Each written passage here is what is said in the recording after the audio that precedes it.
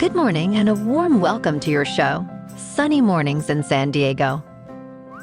I'm your host, Melissa, and it's Wednesday, March 27th. Coming up on today's show, we'll get into the surf report and the weather outlook. Then we'll jump into some local news and a few interesting happenings in business, tech, and entertainment. But first, you'll be interested to know 2,071 years ago, today in 47 BC. Amidst the power struggle in Rome between Julius Caesar and Pompey, also known as Pompey the Great, Cleopatra saw an opportunity to solidify her reign. Following Pompey's assassination in Egypt, Caesar arrived in Alexandria, leading to a romantic and political alliance between him and Cleopatra. This partnership resulted in Cleopatra's reinstatement as Queen of Egypt in 47 BC, after she had been exiled by her brother Ptolemy. Supported by Roman military might, Cleopatra's reascension to the throne not only highlighted her strategic acumen, but also marked the beginning of a significant era of prosperity and peace under her rule. So now you know. And now you know what time it is. It's time for the surf report. Starting Wednesday and extending into the weekend, anticipate a blend of mid to short period northwest swell with some new long period west-northwest swell contributions. Conditions are expected to favor waist to chest high waves at prime spots, with overall surf quality potentially enhanced by lighter morning wind. The outlook for the weekend suggests the arrival of a more pronounced west-northwest swell, leading to widespread waist to chest high surf, with standout locations possibly experiencing head high plus. However, we should be prepared for variable wind conditions that could impact surf quality. Wednesday at Tourmaline and South San Diego, it's looking good and clean at 3 to 4 feet until noon. Then the wind and rough stuff rolls in. Best time to ride is at 9 a.m.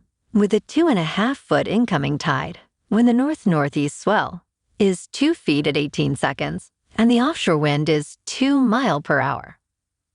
The first high tide Wednesday will be 4 feet at 11 a.m. with a 1-foot low tide at 4:30.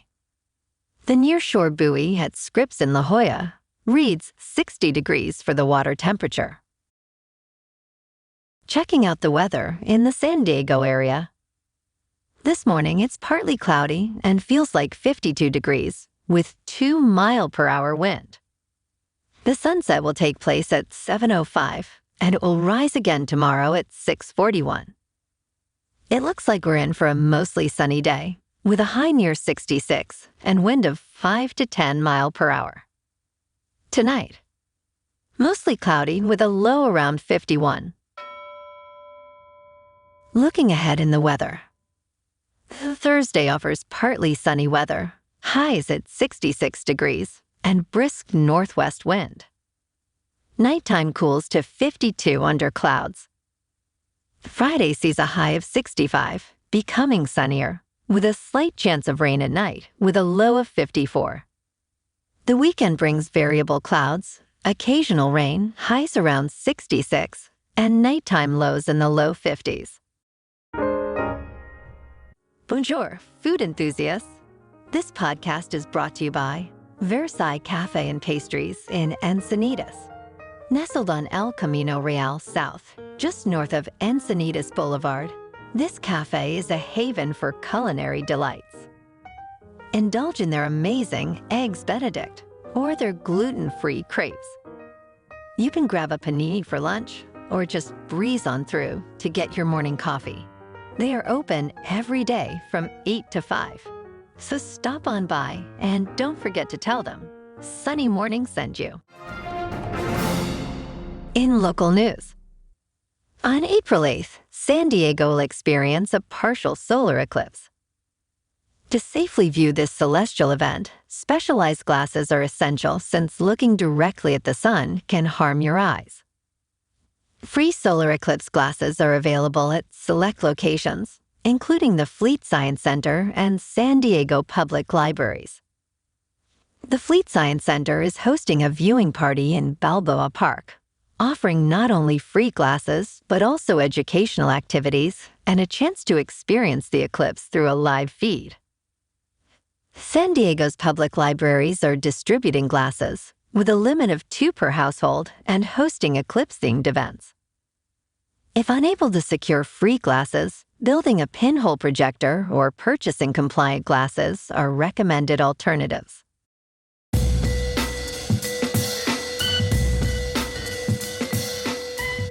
Now on to sports. The NFL is introducing a significant change to kickoffs to enhance safety and increase the number of returns. This new approach involves positioning the majority of players downfield before the kick, aiming to reduce high-speed collisions.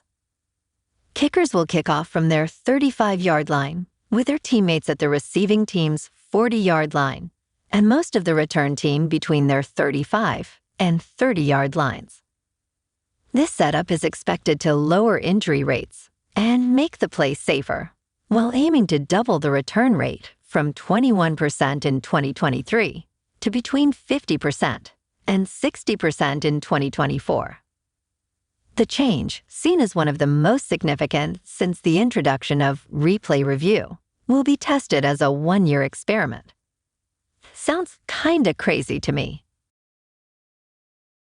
Last night in local sports, the Lakers at home beat the Bucks 128-124. And the Ducks at home lost to the Kraken 4-0. Tonight, the Lakers are on the road in Memphis to take on the Grizzlies.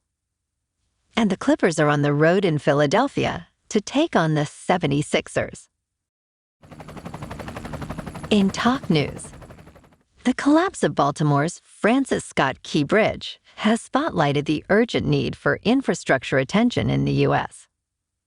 Despite no signs of negligence, this incident underlines a broader national crisis of aging and underfunded infrastructure. With nearly 10% of the country's 617,000 bridges significantly compromised and countless other critical structures in dire condition, the incident in Baltimore could force a more focused federal response. President Biden has committed to rebuilding the Key Bridge, but many other structures lack similar commitments. The bipartisan infrastructure law of 2021 provides $1.2 trillion over 5 years, the largest investment in U.S. infrastructure history. Yet experts warn this may only be a temporary fix without sustained funding and maintenance efforts. In business news, Visa and Mastercard's agreement to lower swipe fees by an average of 0.07% over the next 5 years, following a nearly 2-decade court battle, could have significant implications for credit card rewards. Swipe fees, which can range up to 4% for premium cards, fund various cardholder benefits, including cashback, travel points, and shopping perks. With the reduction in these fees, there might be concerns about the sustainability of these rewards. However, the Electronic Payments Coalition has applauded the settlement, indicating it could prevent the need for the proposed Credit Card Competition Act, which might have negatively impacted consumers and rewards programs. Despite the potential for reduced rewards, this agreement is seen as a positive development for reducing business costs and maintaining consumer benefits. In crypto movement, Bitcoin is at $70,000. Ethereum is at $3,500. And Solana is nearing $188. Moving on to a more local vibe. In our community spotlight on health and wellness, we are working with a national Pilates studio to bring you some free classes, so listen up. Check out Club Pilates, with several locations in the San Diego area.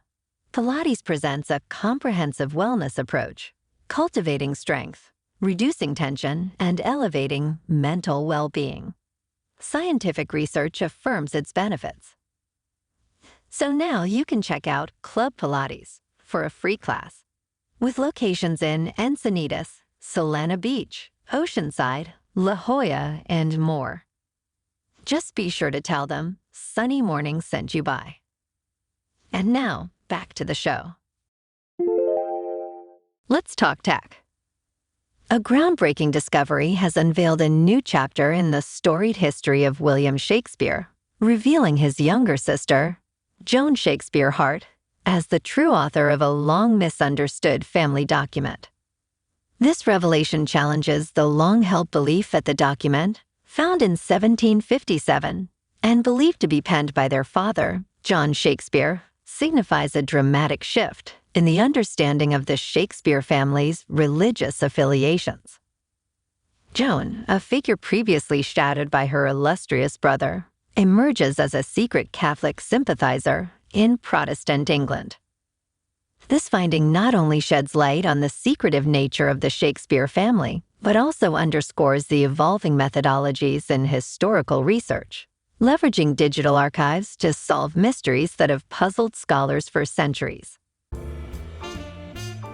And in entertainment news, Steve Martin's multifaceted career and personal journey are captured in a unique documentary by Morgan Neville, titled Steve, a documentary in 2 pieces.